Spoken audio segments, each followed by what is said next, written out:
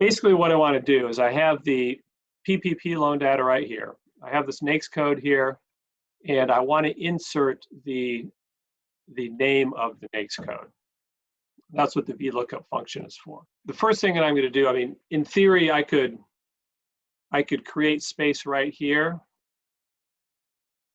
and insert it here, but generally when I'm working in a worksheet and making changes to it, I want to keep the worksheet kind of keep the integrity of the original worksheet, and then put any new stuff off to the right. So what I'm going to do is I'm going to create new space over here to put by the VLOOKUP information.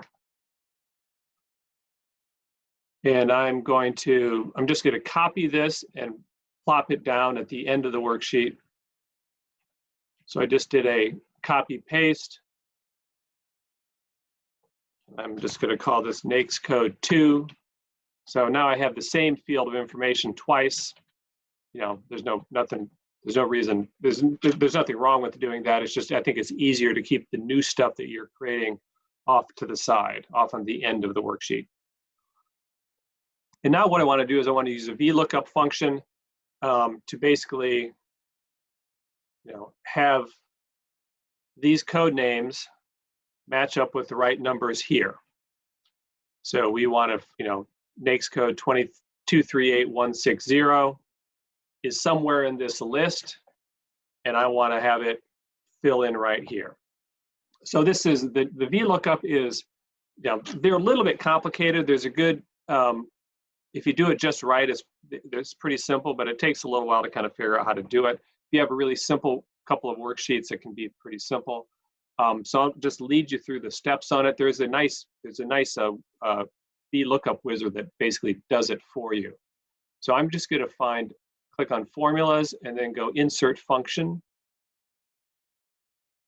And then in this list, I'm going to find VLOOKUP. It's at the top of mine right now because I've been using it the last day. If you haven't been using the VLOOKUP, it would be way down at the bottom, or you would have to search for it. So if I were to just, I could, you know, search for it and find it that way also. I'm going to click that, and it's giving you this. It's giving you these four boxes that will basically fill in the formula for you, and we'll then look and see what the formula looks like. It's kind of convoluted to look at, but this basically does it for you. The first thing you need to do is I have the VLOOKUP starting in the second row, which is the first row that I have data. And what I want to do is I want to look up this value. I want to look up the value that's in O2, the NAICS code. So I'm just going to click on that. And so it's noting that it will be looking up O2. Then the second field, the second box is called the table array. And you can see the description of it down here. This looks for a value in the leftmost column of a table and then returns a value in the same row from a column you specify. By default, the table must be sorted in ascending order. So the NAICS code, this is in ascending order. The table array is basically picking up the two columns that we want to carry over to the VLOOKUP, and that means just defining these two columns. I just manually clicked on A and dragged it over to B, so now both columns are defined. And you can see in the table array, it says, it first lists the worksheet NAICS codes, which is the name down here, and then it shows A:B, which means it's picking up A and B. If I picked up 5 columns, it would have had A:E, A, B, C, D, E. You know, it just shows the first one and the last one. And now once I click on the next box, it takes me back to the the main worksheet that we're placing the information in. Then the column index number. This is going back to the column, the worksheet that had the table array on it.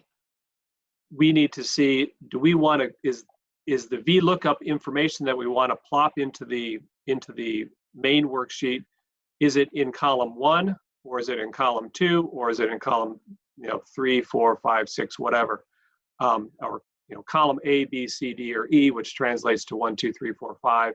This is in column B, or in VLOOKUP language, becomes a 2. So you just put in the 2 right there as you don't go over to the sheet and then come back.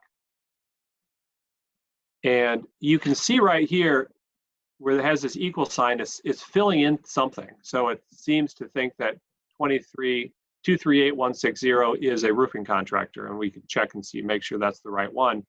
But so it's starting to pre-fill the information and giving you a preview. And then the range lookup thing is you have to fill in either true or false. I don't know where this language came from, but basically if you want to find an exact match, so you want to make sure that 238160 precisely matches up with the 238160 from the 2 different worksheets, you call it false. If you are accepting near matches, you call it true. In this case, we just want to use false. And then I click OK. So it is filled in roofing contractors for 238160. Let's just go check the other worksheet and make sure that's correct. 238160. I'm just going to search for that. 238160 is roofing contractors. So that worked out just fine. And now what I want to do is I just want to, I want to fill this in for all 23,000 records. The long way to, you can manually pull it down and it automatically fills in, or I can just have my cursor, which is a thick cross right now, have it turn into a thin cross, and I just double click once, and it goes through and it fills in all the way down. If you're looking at the actual formula up here, this is the language for what the VLOOKUP is doing. It's the equation is equals VLOOKUP, open parentheses, O2, which is this one, comma, and then the other worksheet, column A and B, so NAICS code, columns A and B, comma, and then a 2, because we were taking the second column from that, then a comma, and then a false, because we want an exact match. Again, the false true language is kind of weird, but that's just how they have it structured. And so that's the formula. And as you go down for each row, you can see the formula is changing from O2 to O3 to O4 to O5. And so it's constantly updating each equation depending on what row it's on. And then the other thing we want to do is you can see, on an Excel worksheet, there's a difference between cells that have actual information in them and cells that have formulas in them. This cell right now, this is a list of formulas right here. In a way, there's not real information here. There's just formulas that calculate or pull in real information.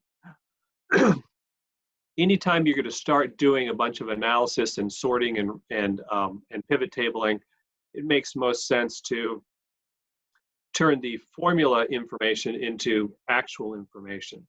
And that's a simple copy paste values, and we'll just do that. I'm just going to copy the entire column. So I'm just going to click and define at the top here. And then I'm going to click on copy.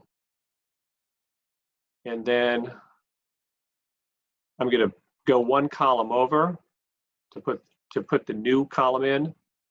And then I'm going to click on paste and pull down to values. So instead of pulling in, you could pull in formatting, you can pull in formulas. I want to click on the paste values.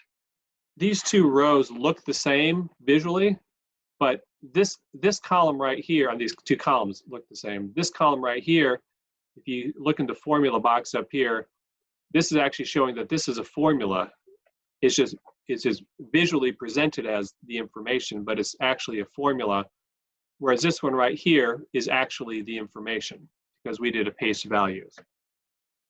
And now since I've made this copy of the actual names, I can get rid of this column. I don't need it anymore because I have this solid information over here. So I'm just going to get rid of this one. So now I have the NAICS codes, and we could do whatever kind of pivot tables we want to on this, or do whatever kind of a sorting or subtotaling or filtering that we wanted. So if I just wanted to find all the potato farmers, I can do a filter on potato farms. I'm going to go data. This is what I was showing you yesterday. I'm going to go to data, filter, then click on the down arrow, deselect all of them, and then find the one that I want. Just search for potato farming. And now we have all of the potato farms in Maine that got PPP, small PPP loans. Just eyeballing, it looks like we got, I don't know, it's got 70 or 80 in there, I think.